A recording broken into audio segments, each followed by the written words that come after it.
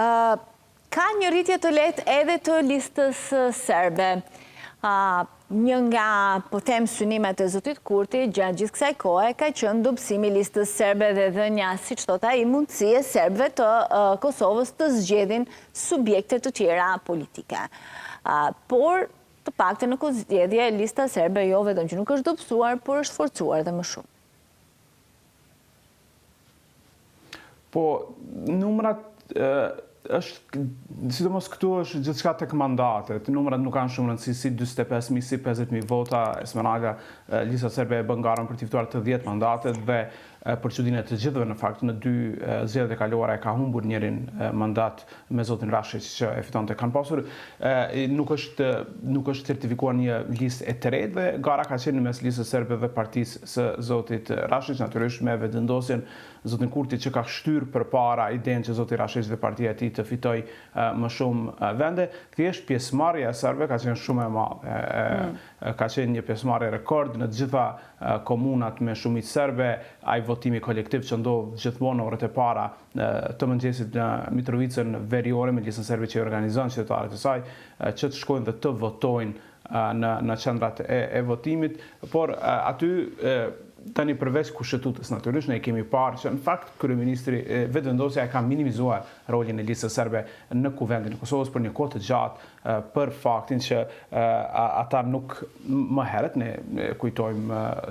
Esmeralda ka pasur shumë momente kur lista serbe ka qenë vendimtare për krimin e qeverive të reja, duke përfshirë edhe krimin e qeverisë Panit në vitin 2017, në të cilën zoti Haradinaj bëhej kryeminist dhe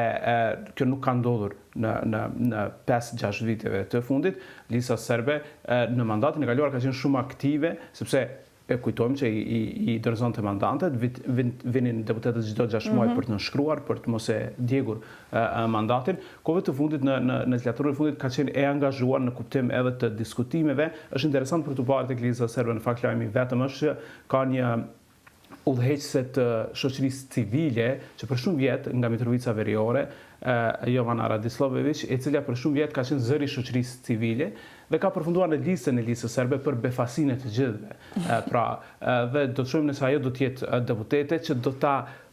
paraqisë një lloj të ribrendimit të listës serbe, një fytyrë të re, të një zonje, të një gruaje e cila për 20 vjet në fakt ka punuar për pajtimin mes mes shqiptarëve dhe serbëve. Do të shohim nëse lista serbe do të jap asaj, por natyrisht vëllazëritësimi që aty janë kryesore dhe politika e tyre do të vazhdojë të mbetet ajo e Beogradit.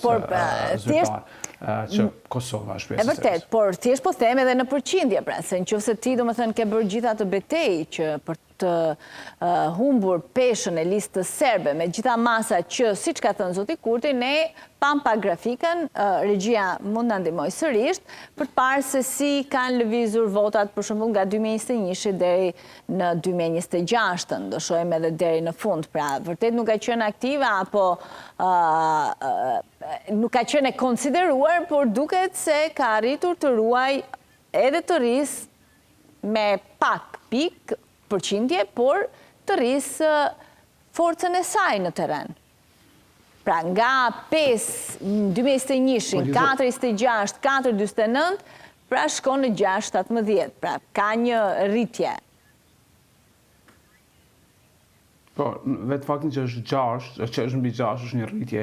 e konsiderueshme, por besoj që edhe këtu do të shohim me numrimin finali, do të shohim lëvizje të përqindjes me votat që vinë në fund, do të shohim lëvizje dhe edhe këtu besoj që do të bie përqindja, por ne e dim që lista serbe i kontrollon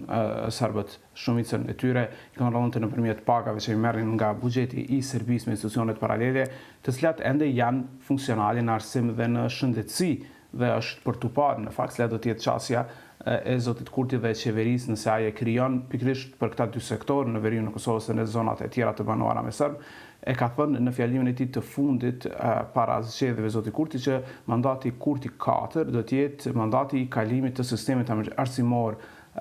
serb, pra me që punon me plan programin e Republikës së Serbisë në atë të Kosovës. Dhe kjo është një çështje ku do të ketë dhe pritet të ketë rezistencë